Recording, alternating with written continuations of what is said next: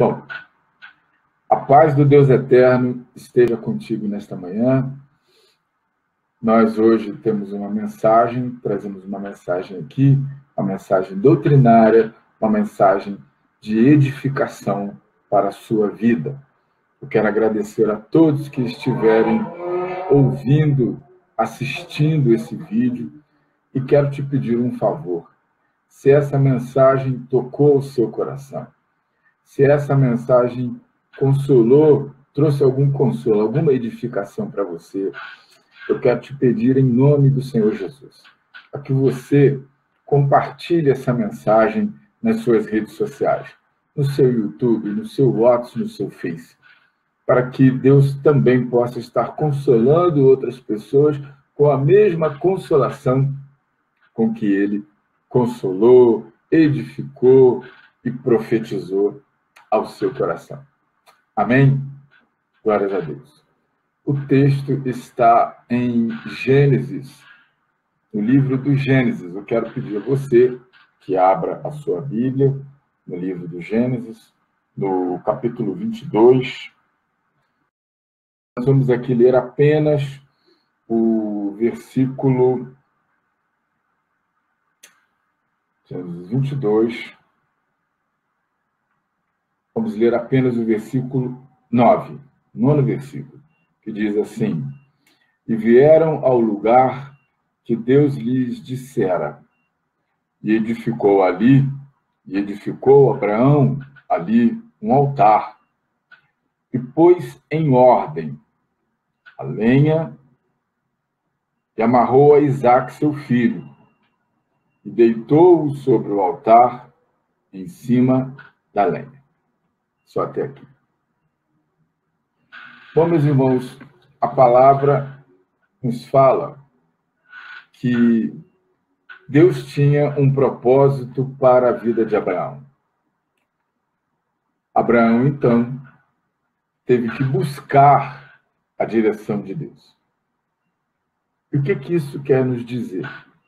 Isso quer dizer que tem pessoas, tem gente que faz o que quer e depois quer julgar Deus dentro da atitude que ela toma, ao invés de buscar uma direção do Senhor para a sua vida.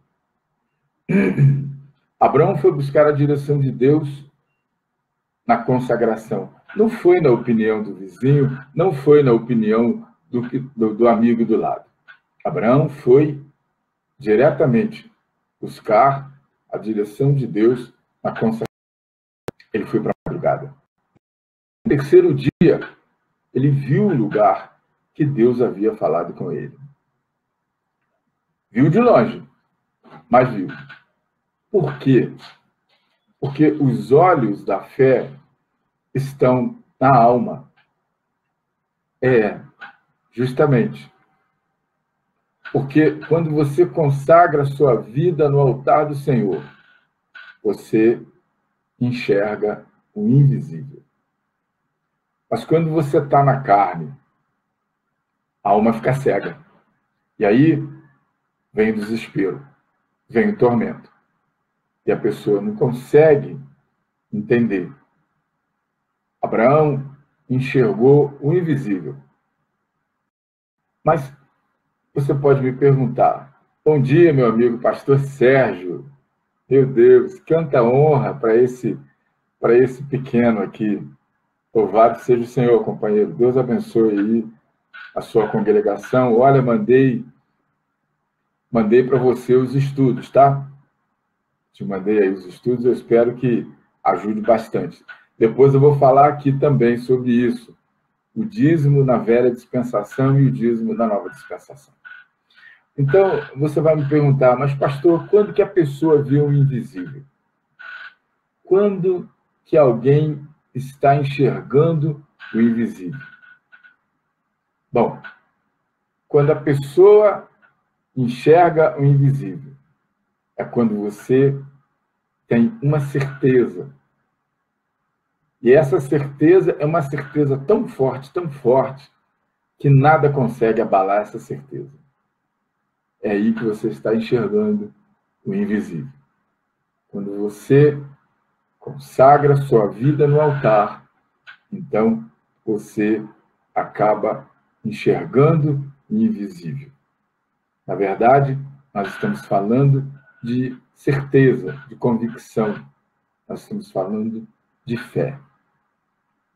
E aí, meus irmãos, por quê? Porque a palavra diz o seguinte, em Romanos, a palavra nos diz o seguinte: por todas essas coisas, somos mais do que vencedores por aquele que nos amou. Mais que vencedor é quem já sabe que vai ganhar antes mesmo de começar a disputa. E aí, isso é muito bacana. Por quê? Porque você suporta um pouco mais. A Bíblia diz que o choro vem pela noite, mas a alegria vem pela manhã. Então você já sabe que é mais que vencedor. E aí você suporta um pouco mais até a noite chegar. E aí você ora um pouco mais, jejua um pouco mais, clama um pouco mais, recebe um pouco mais, para não decepcionar aquele que te chamou. Para você não decepcionar aquele que te sustentou até agora. Então, por quê? Porque aquele que fez a promessa, ele é poderoso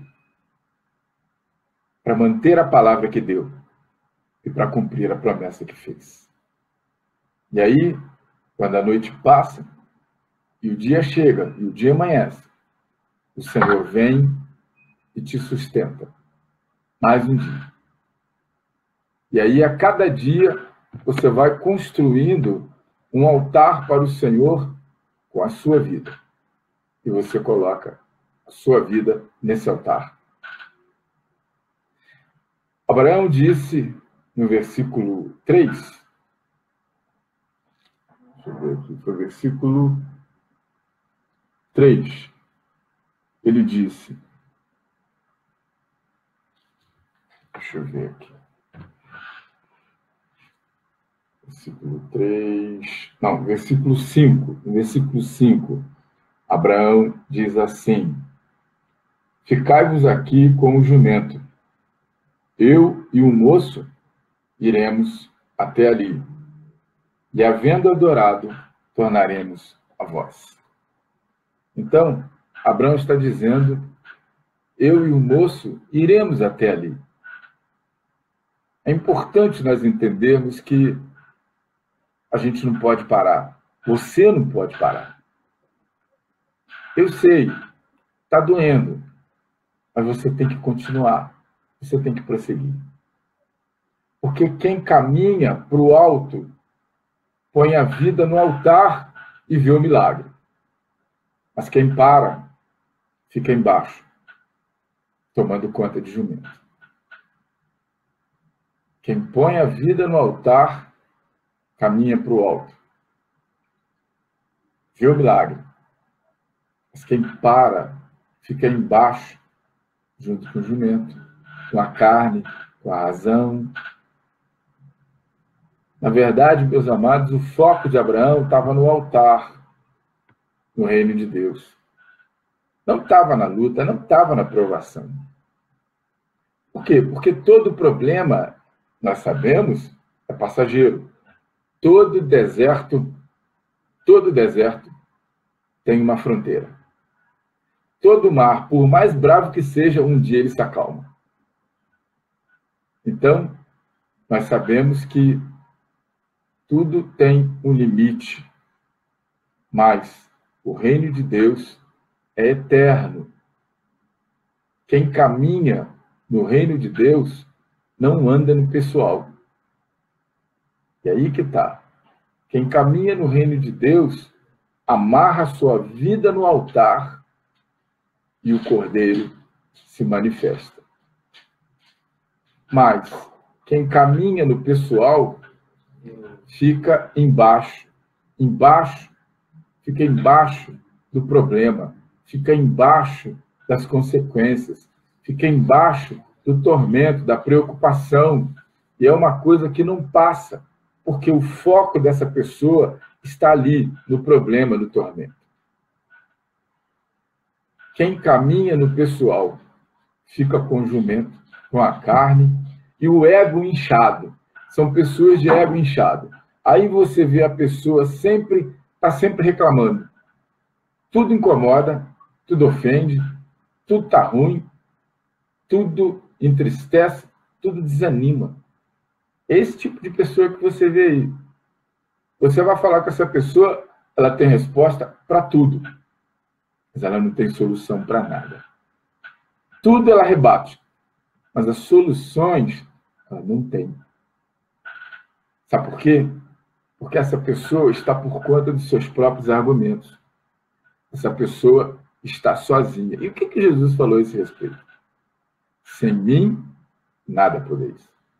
Apesar da tribulação que Abraão estava vivendo, apesar do problema seríssimo, apesar da prova que ele estava passando, Abraão mantinha o foco no reino, na obediência e na aliança. Irmãos, o mais importante para nós e o que mais agrada a Deus é quando você amarra a sua vida no altar.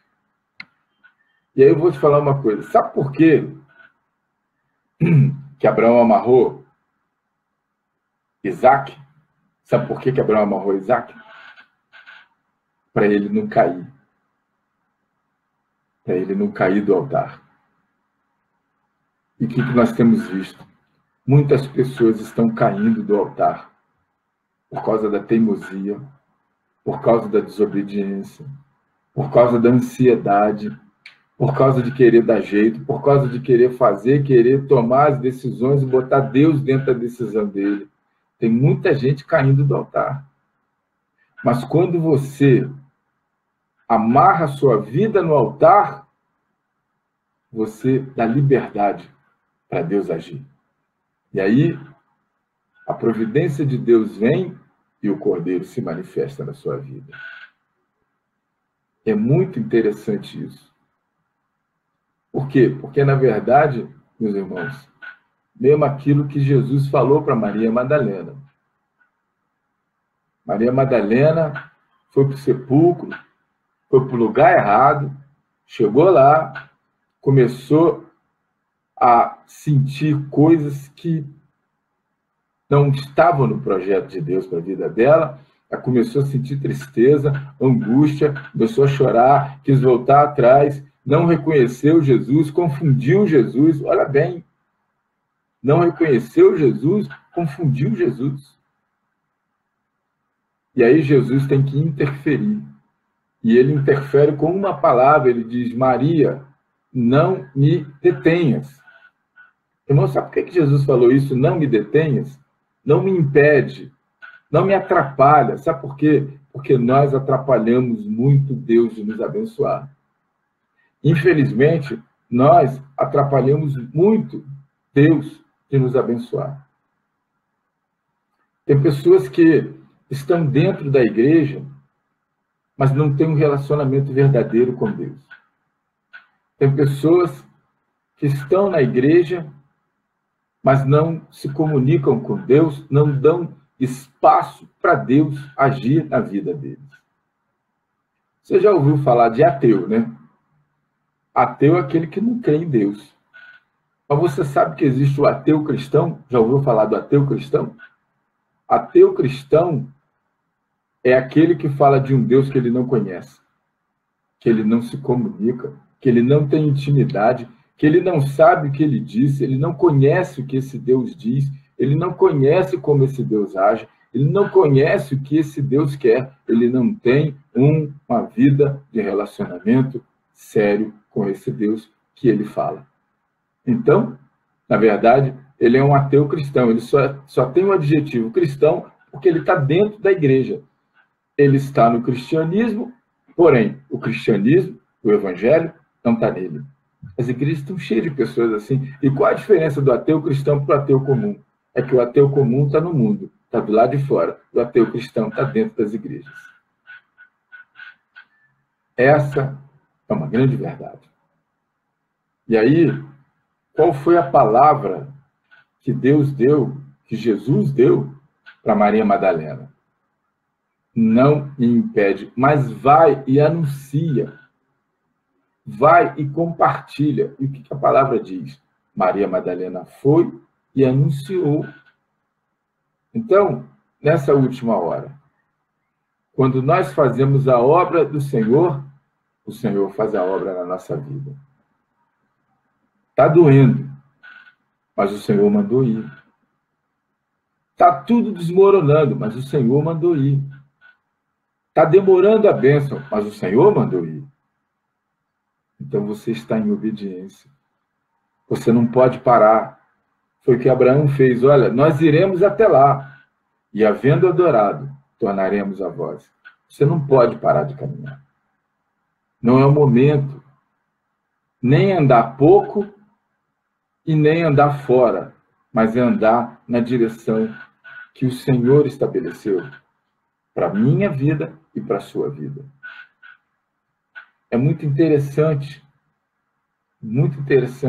esse texto, porque ele nos ensina de uma forma muito clara que Abraão se despojou, Abraão ofereceu para o Senhor o seu melhor. Abraão ofereceu para o Senhor aquilo que ele tinha de mais precioso.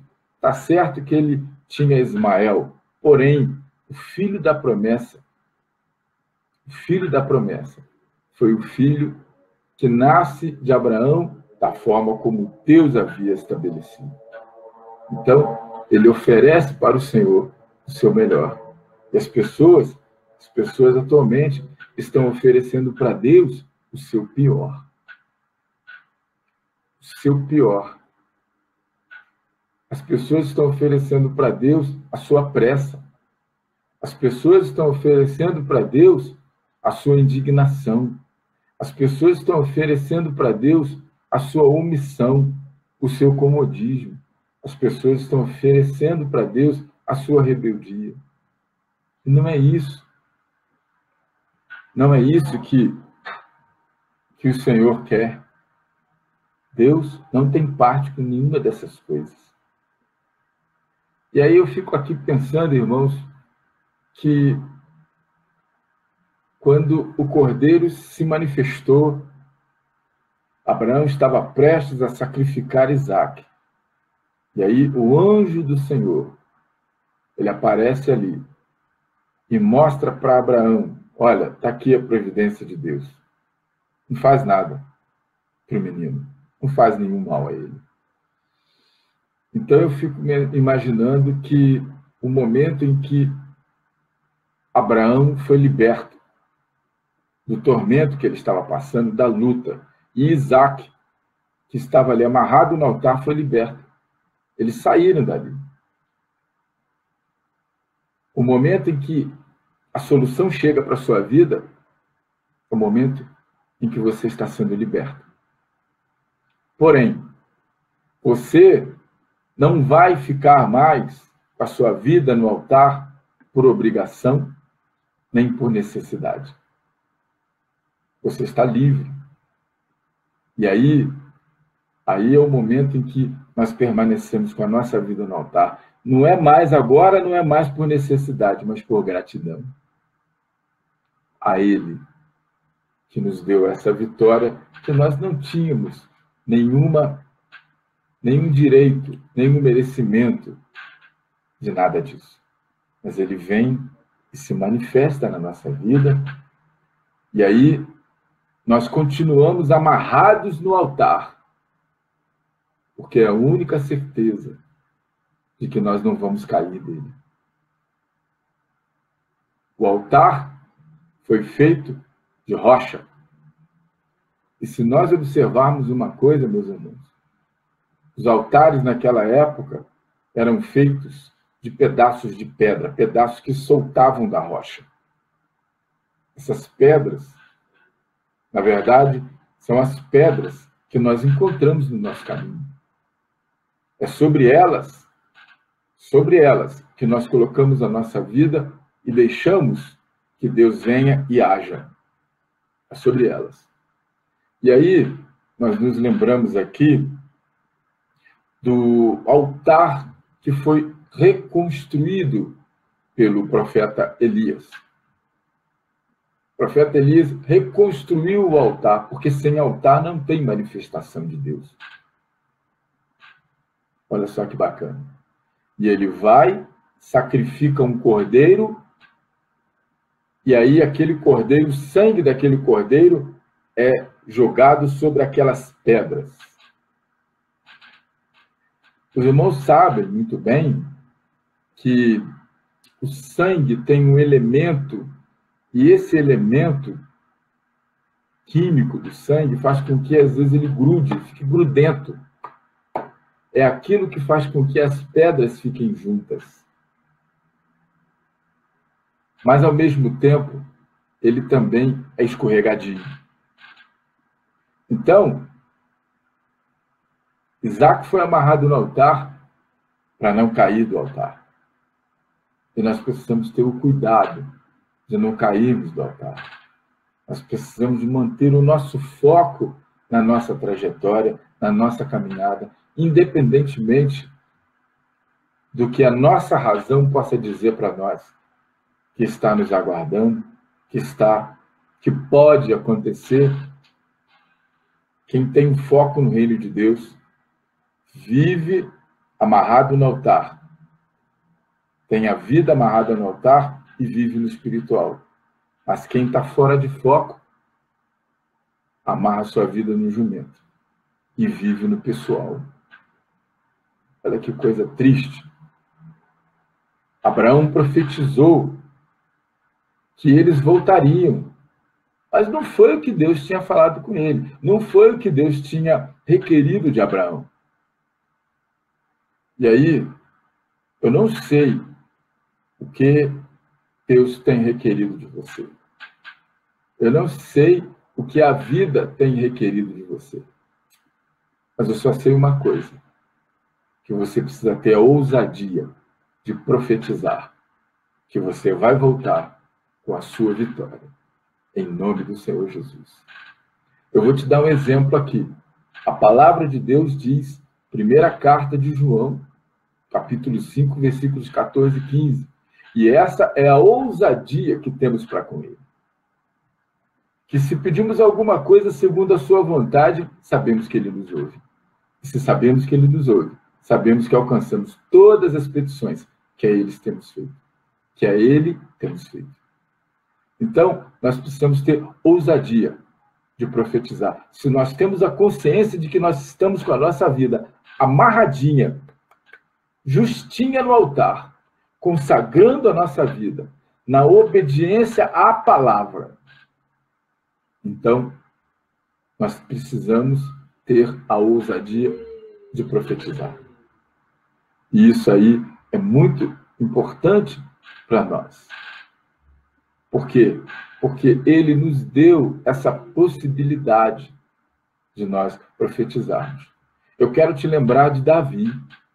Quando Davi ele foi se encontrar com Golias, lá no acampamento. Primeiro, olha o que acontece com Davi. Ele teve que se desviar de quem estava fora de foco. Os próprios irmãos. Os próprios irmãos levavam para ele uma palavra de desânimo. Olha que coisa terrível. Os próprios irmãos levavam para ele uma palavra de aborrecimento. Que coisa difícil. Ele teve que se desviar daquilo tudo. E aí, ele dá de cara com o rei, ele dá de cara com Saul. E Saul fala com ele, aqui, meu filho, você vai para lá, tá tudo certo. A gente precisa de um bode expiatório mesmo, pode ir, não tem problema. Então, ele diz, bota a minha armadura aqui. E a palavra diz que Davi colocou aquela armadura e diz, eu não posso andar com isso. Olha só, nessa manhã eu quero dizer para você o seguinte, tem gente que está querendo te botar uma carapuça. Tem gente que quer fazer com que você fique engessado nos argumentos dele. Tem gente que quer fazer com que você seja controlado por ele. Cuidado. Muito cuidado com isso. Porque você está indo numa direção, mas você precisa se revestir das armaduras espirituais. Conforme está lá em Efésios 6, do capítulo 6, do versículos 10 a 18. No mais, irmãos meus, revestivos das armaduras de Deus, revestivos do Senhor e da força do seu poder. E ali o apóstolo vai falar das armaduras, ele vai falar do capacete da salvação, ele vai falar espada da palavra, ele vai falar sandálias da preparação do evangelho e ele vai falar do escudo da fé, com a qual podeis apagar todos os dardos inflamados do maligno. Todos. Vocês querem ver outro exemplo? Sansão. Os filisteus foram atrás de Sansão, ele estava dando muito prejuízo para a concorrência.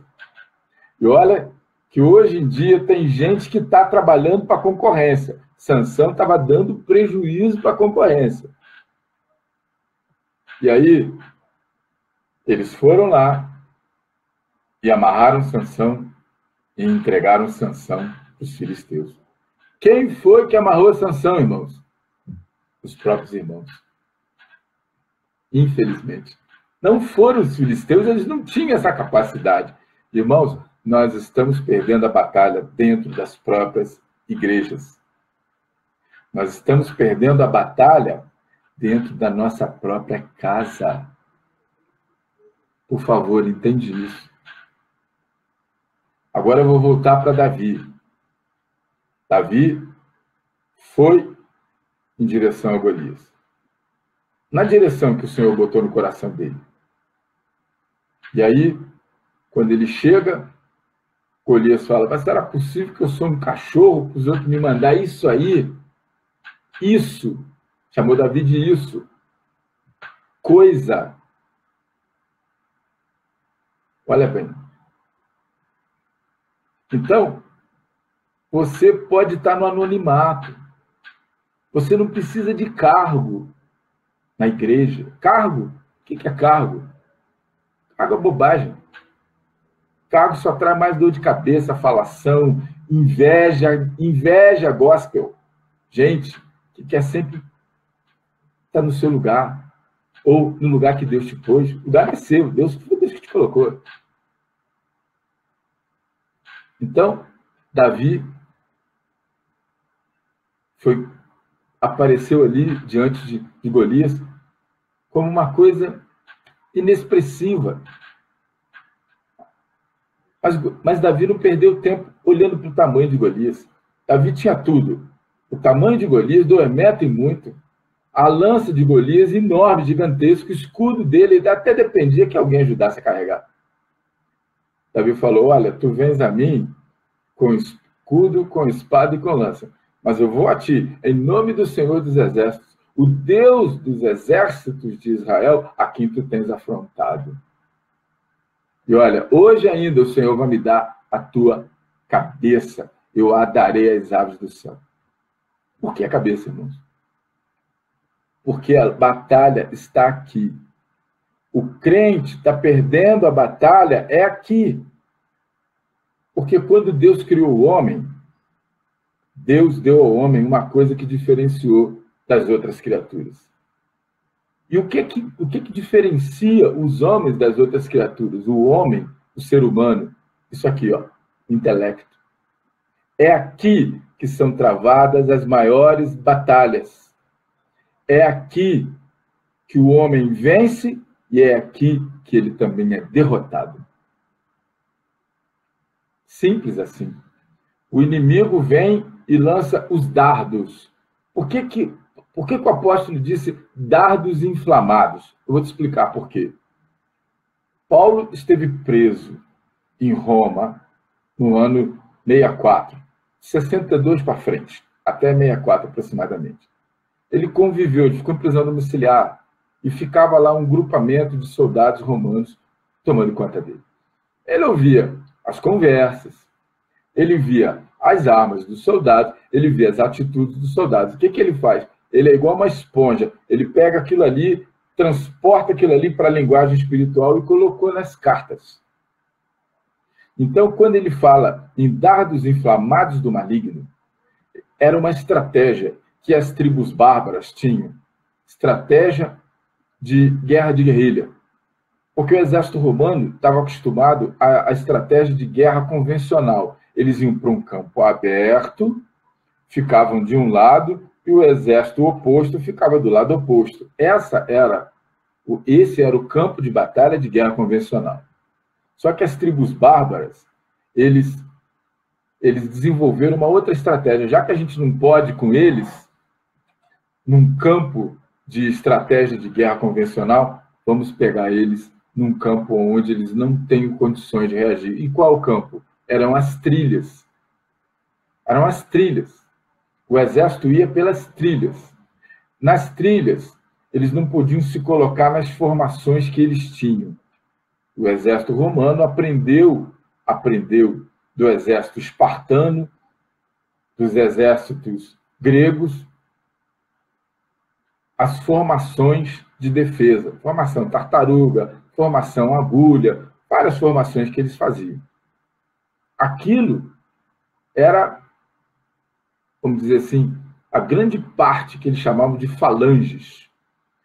Mas quando eles estavam na trilha, o caminho era tão estreito que eles não podiam desenvolver, eles ainda não tinham ainda desenvolvido uma estratégia para esse tipo de coisa. Então, as tribos bárbaras pegavam uma zarabatanazinha, que era um pedacinho de qualquer planta oca, vou dar um exemplo, tipo um bambu, por assim dizer, mas qualquer planta que fosse tipo bambu, que fosse oca, eles colocavam ali uma seta.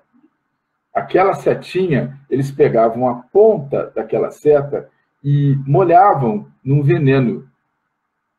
E as mais das vezes, esse veneno, ele tanto podia ser para paralisar, para causar dor, também quanto para matar. E havia um veneno que era muito comum ali nas tribos germânicas, era um veneno que, primeiro, paralisava, depois causava muita dor, e aí depois, então, vinha a morte. Morte por asfixia, porque causava uma parada cardiorrespiratória. Vocês estão entendendo agora o fundo histórico disso que está escrito? Olha que bacana. Pois então, a única forma que o soldado tinha de evitar, de se livrar de um ataque desse, porque o ataque era sempre de surpresa, era com o escudo.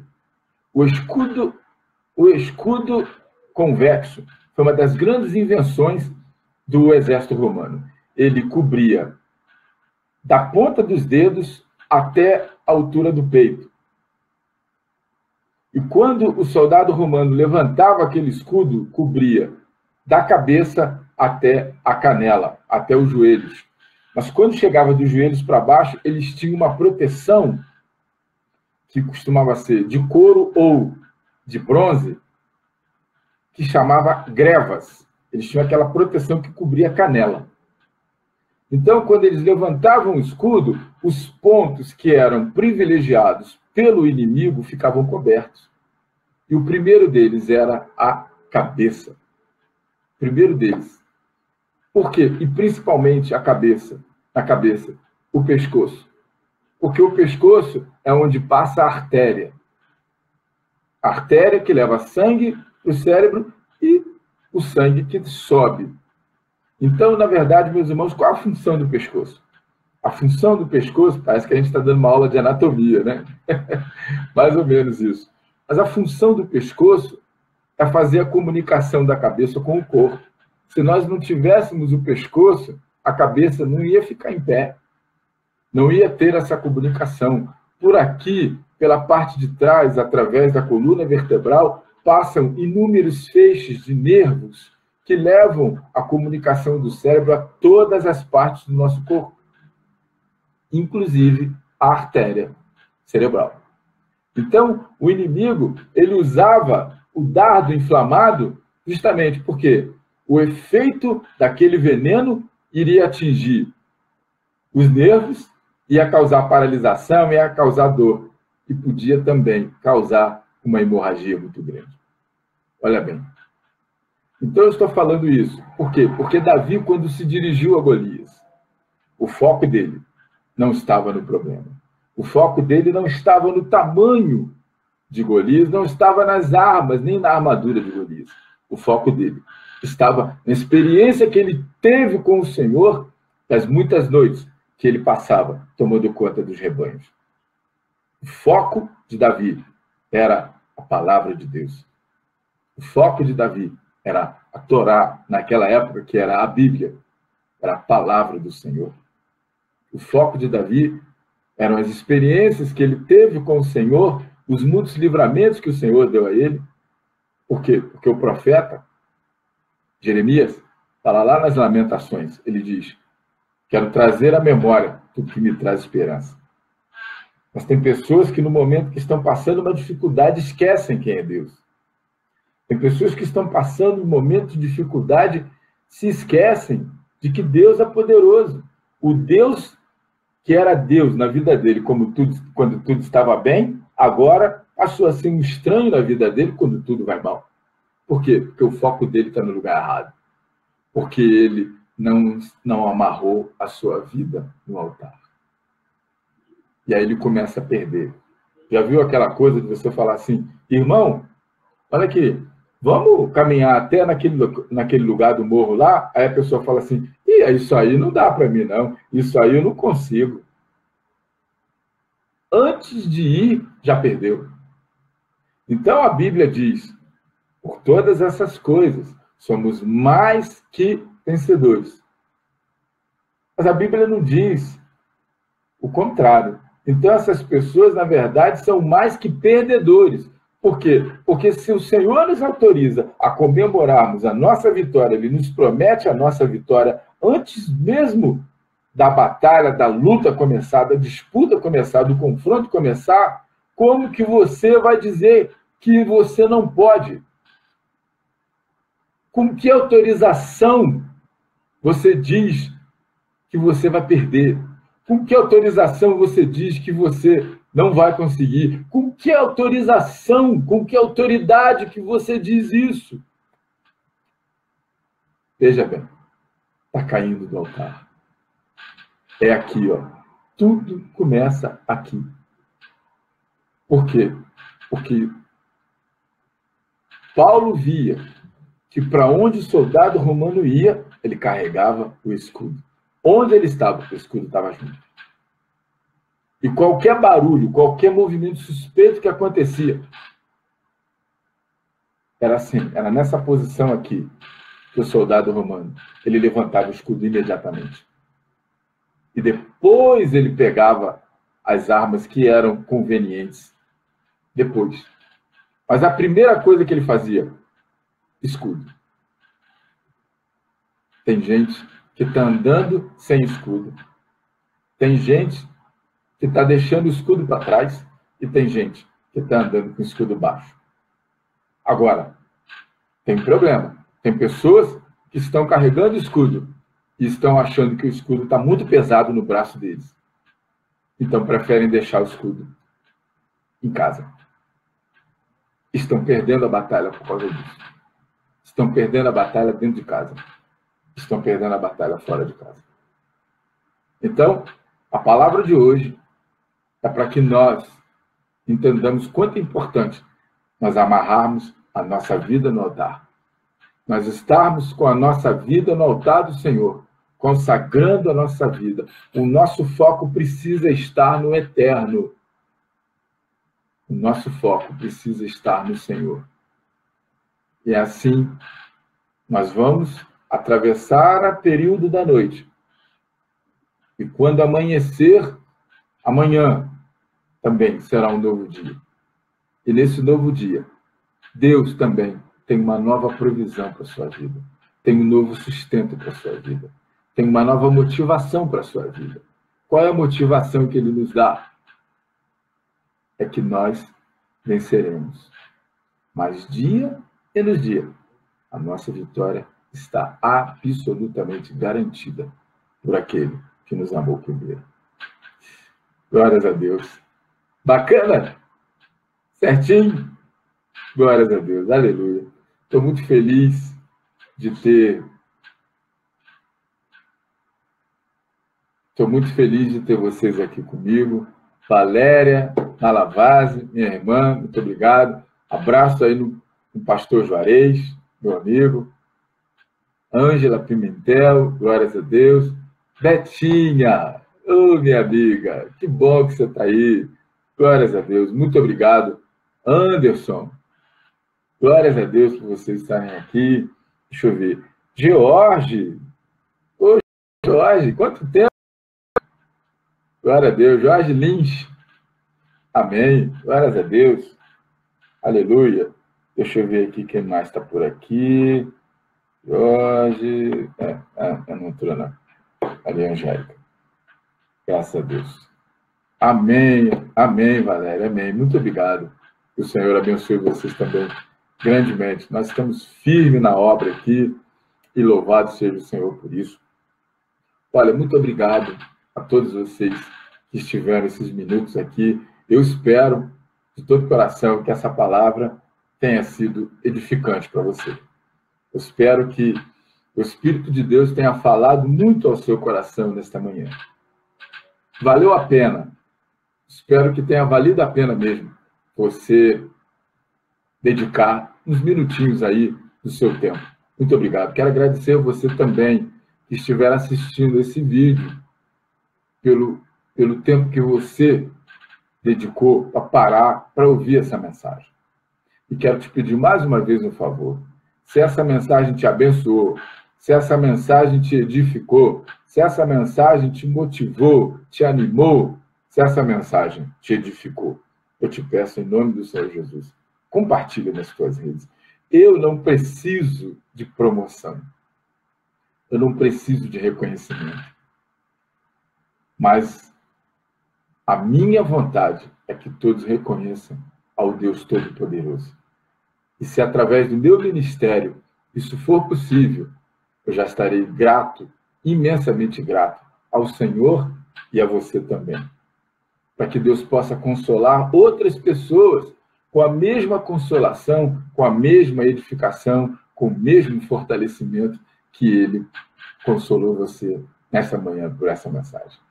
Muito obrigado. A minha oração nesse momento é que o Senhor possa abençoar a sua vida de forma rica e abundante, sem medida. Que o Senhor, nesta semana que vai entrar, possa abrir as janelas do céu sobre a sua vida. Que Ele possa levantar o seu rosto sobre você. E levantar o seu rosto sobre alguém significa olhar para esta pessoa. Derramar sobre você a paz que o mundo não pode dar. Porque não tem. Porque a paz do mundo é passageira. Só dura enquanto alguém abre a boca. Mas depois passa logo. Mas a paz que o Senhor nos dá é a paz que excede todo entendimento. E essa paz precisa estar aqui em nós, todo dia. Deus abençoe a sua vida. A minha oração é que esta semana seja uma semana em que o Cordeiro venha se manifestar na sua vida. Que esta semana Deus possa falar profundamente ao seu coração. Que esta semana as portas do Senhor, as portas que você tem batido, elas venham se abrir pelo poder do sangue do Senhor Jesus, daquele Cordeiro que foi sacrificado. O Cordeiro de Deus que tira o pecado do mundo, o Cordeiro que foi oferecido no meu lugar, no seu lugar. Deus abençoe a todos. Muito obrigado. A paz do Senhor Jesus. Amém.